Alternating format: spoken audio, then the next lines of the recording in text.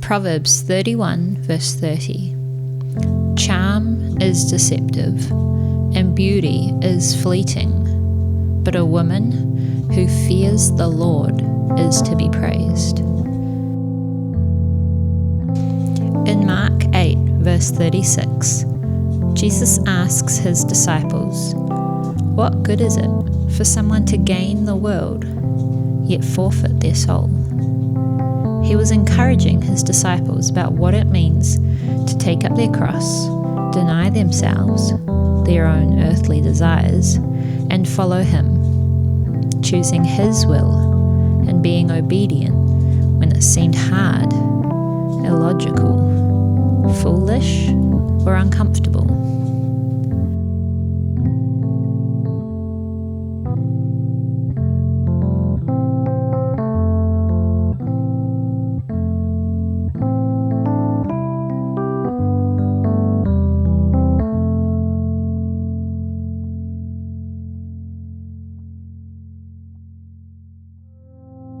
This world has a lot to offer us: wealth, beauty, accolades, fame, stature. But what does any of that matter if we miss the most important thing, that is Jesus? Proverbs 31:30 is teaching us that charm is deceptive and beauty is fleeting. They won't last. They make us believe in something that will fade away with this earthly life. If we chase these earthly desires, we too will fade away. The Lord is asking us to fear him.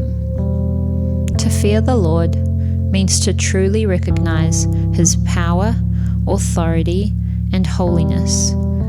He is asking us to choose him and deny our own fleshly desires and how we want to live. His way, not mine. His will, not mine. His plans, not mine. His timing, not mine. His glory, not mine. There is no eternal value in the things that make us feel and look a certain way. The charm, the beauty, having it all together on the outside and feeling great on the inside. But the woman who is to be praised, to be blessed with an eternal value, is she who recognizes all power, all authority, all worth is unto he who is holy, she who fears the Lord.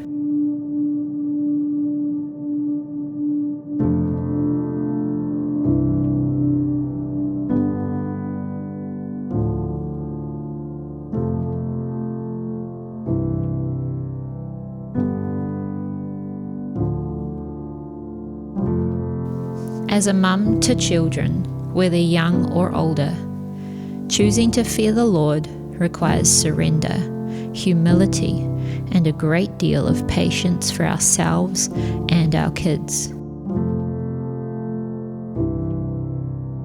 Surrendering our children to the Lord is hard. Surrendering their safety, their salvation, their choices, and the consequences those choices have. But remember, they are first and foremost the Lord's own children. They belong to him first. He loves them even more than we do, and his desire is for them to be safe, to know him intimately, and for them to be wise and make good choices. Staying humble with our children can look like being teachable, just as we want them to be teachable. To apologize and ask for forgiveness quickly, just as we want them to. And to admit when we make mistakes and look to find a resolution. And having patience with ourselves can change the atmosphere of our home. It almost makes having patience for our children easier when we first have patience and allow ourselves the grace for the season, the challenges, the task at hand, and the fact that we are human and we don't get it right every time.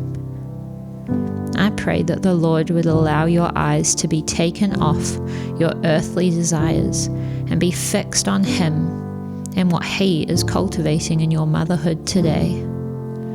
May you see the beauty in your fear of the Lord. Amen.